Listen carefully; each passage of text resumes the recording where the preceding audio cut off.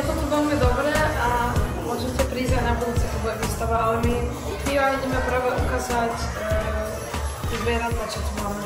Takže máme tu, ako vidíte, morčata, pardon.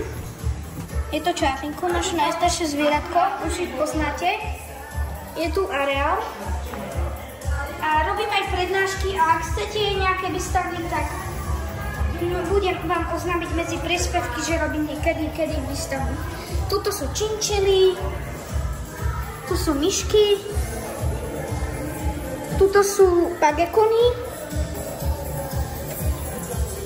tu sú gekončiky nočné a tu je korytnačka suchozemská. Tu je agami, dve jedince, tu sú strašilky.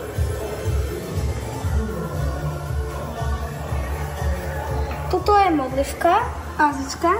Už sme ich predstavovali, ale kto nevie, tak ich predstavíme, keďže sme na výstave zvierat. Tuto je skákavka, tuto je ďalšia skákavka, sú to iné druhy, tá predtým je Rastafari a to je Everglades. A ešte vám niečo poviem, ak ste noví na Lančúnu, dajte mi odber a ešte dajte aj tipkový. A idem vám ešte ukázať monkašok. Takže poďte za nami. Takže budem Takže sme vonku, toto je souvenir shop. Toto sú ľudia. Co to děláš? Co to je za auto? Sú aktivity pre deti.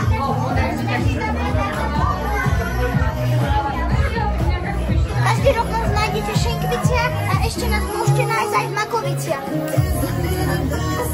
Aj Stupavé, v okolí Stupavy a Malacok nás nájdete a pri Šenkoviciach. Ahoj! Slyšeli sa používajú hlavne ako krmivo. Tieto farby sú ako chovné, takže suché obilie, treba taký chlebík, bezlepkový náš, alebo rýžovo také chlebiky, ale hlavne hranúky a niekedy takúto zdravú, ako je šálek, mrkvička. Málo kedy. Ryb má hrybu ako lev. Po A levia hryba, po B sa nakreslí baránčok. A, B, A, A.